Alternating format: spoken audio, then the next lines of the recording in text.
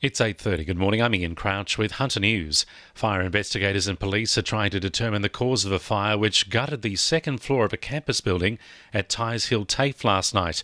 Crews arrived about 8:15 to find the Level 2 administration area of Building D well alight. Norm Buckley from Fire and Rescue New South Wales says it's taken 30 firefighters more than 3 hours to extinguish the blaze. We will have investigators investigate the fire along with New South Wales Police Force forensic services groups as well to determine the cause of the fire. As I said, it will take some time.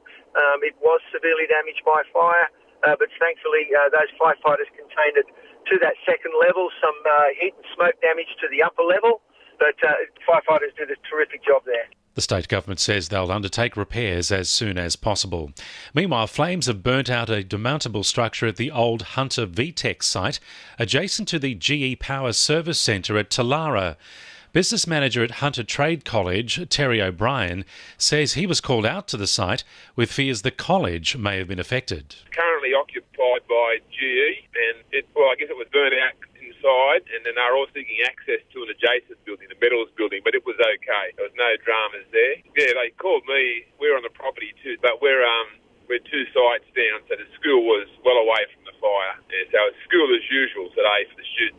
Williamtown residents dealing with the PFAS contamination issue have been given a helping hand. Port Stephens Council last night voted to give those residents a rate reduction. People living in the most contaminated part of the red zone will receive a 50% reduction, saving them about $680 a year. Moves to sell a parcel of foreshore land at Salamander Bay have been put on hold. Port Stephens Mayor Ryan Palmer wanted to sell the council-owned land to help fund the upgrade of the Tomaree Sports Complex. However, Port Stephens MP Kate Washington wants the block of land retained as a koala corridor. Council has decided to get community feedback on the issue. Singleton Council has implemented a new support package to help staff who are impacted by domestic and family violence. The initiative will allow up to 10 days of paid leave for employees and, in addition, train staff to be better equipped in dealing with issues relating to domestic violence. Council's General Manager Jason Linane believes the package will provide greater flexibility and support for victims. We're an organisation who really respect and appreciate the value of our employees, and this is another part of our offering. Lake Macquarie residents are being reminded to keep their doors and windows closed as hazard reduction burns take place today and tomorrow. Crews will burn about 10 hectares of bush at Charlestown between Heshbon and Bean Streets.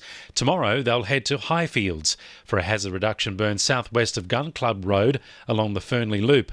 Asthmatics in particular should be cautious when going outside, while you shouldn't report fires to 000 unless they're clearly unattended.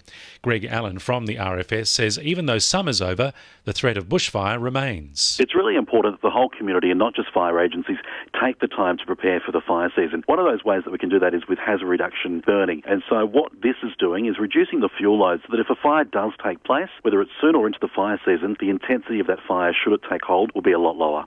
Sport for our sponsor, PRD Nationwide East Maitland. Newcastle Knights hooker Slade Griffin says it's up to all players to take on board criticism and lift for their clash with the Sharks this Sunday at the renamed Beanie for Brain Cancer Stadium. 5'8" Connor Watson, who will be alongside Jack Cogger in the halves against the Sharks, agreed the key to ending the losing run is a greater intensity for the whole 80 minutes. Every game you sort of want to get in the grind and try and break down teams, but when it comes down to it, you got to chance your arm and you got to ice those opportunities out of there. So we won't be shying away from playing our attacking footy, which we're still doing a good job of. I think it's just our defence where we need to really knuckle down. Meanwhile, centre Nathan Ross is racing the clock to be fit to take on Cronulla after pulling out of training yesterday with a groin injury. It's understood it's not a groin tear, and the likelihood he'll be given a cortisone injection in the hopes of it settling down in time for Sunday's game. And the Newcastle Jets youth team have landed home after their successful campaign at the Hong Kong City Soccer Sevens tournament, taking home the main plate in the third tier competition. And the winning numbers in Oz Lotto are 2, 13, 39, 45, 19, 12 and 31, and the supplementaries are 24 and 41. 2NURFM News Time, 26 to 9.